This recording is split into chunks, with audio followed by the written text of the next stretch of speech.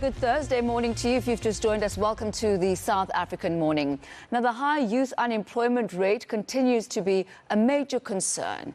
President Cyril Ramaphosa is calling on businesses to remove work experience as a job requirement. He says this will increase the chances of employment specifically for young people.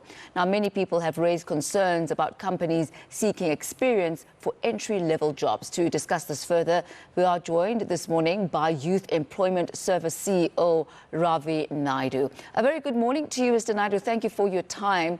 Now, the World Bank data has positioned the youth unemployment in South Africa at 51.5%, and it is one of the highest youth unemployment rates in the world. So it is to be expected that the president would want to be addressing this as a matter of urgency.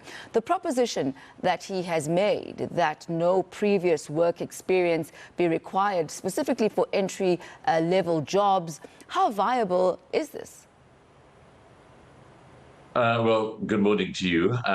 I think he's talking really about those jobs which are, particularly first job sort of experiences. So it's your typical junior post. It's not obviously meaning your more senior positions and the ones which clearly require experience. So, and he's dealing with a problem which is not unusual just for South Africa, because all countries look at how do you get the young people in their country to get their first job, their first work experience. Because, what you don't want is a situation where companies require young people to have work experience, prior work experience for their first job, because you need your first job to get that prior work experience. So I think it is viable for particular type of posts. And what the government and the private sector together have been trying to do is look at how to incentivize, companies to do this.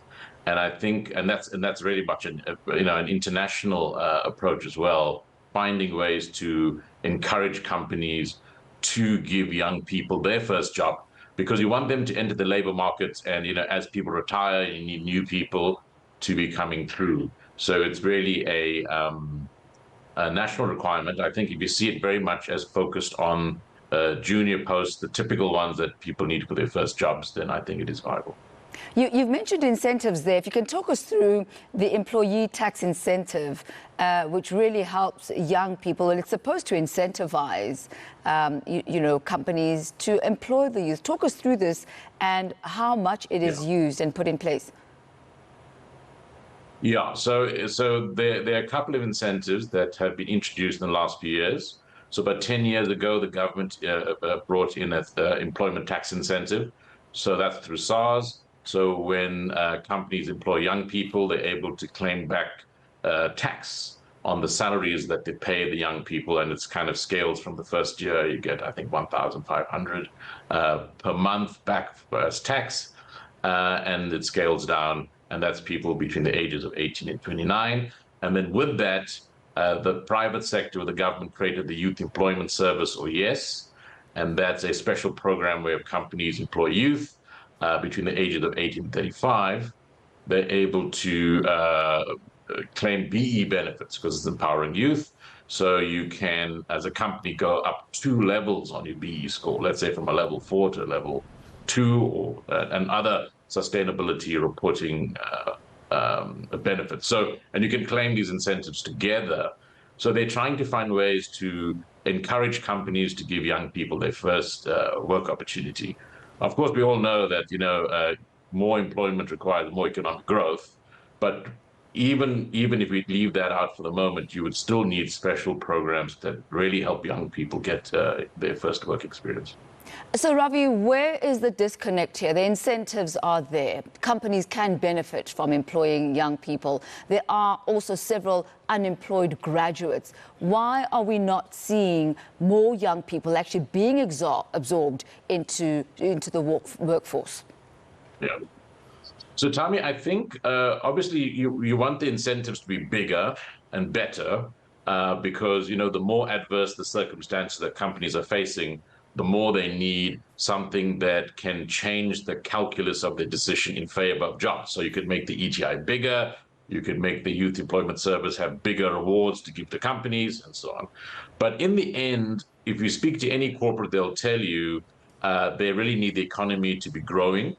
And that is probably the core environmental decision that sets these employment decisions. And the second is we do also need to look at our labor dispensation that makes it easier from a labor law point of view for companies to take a chance on young people. But while those two things, growth and labor dispensation, are challenged, the incentives, we do find lots of companies take them up. But obviously, you could also make those incentives much more attractive to companies by increasing the scale of, let's say, the tax benefit you could get, or when you are a verified employer, employing youth through the YES program, what other benefits can be offered to you because you're making this extra effort. So I think that's really what, as a country, we're going to have to really focus on in the time ahead. It's one of those cases where you ask yourself, Ravi, what does indeed come first? Is it the chicken and the egg? Is it the youth employment or the growth of the economy? As you're highlighting there, we need one in order to be able to absorb the other. But thank you so much for your insights this morning. That's Ravi Naidoo. He is CEO of Youth Employment Services. It takes us to exactly 6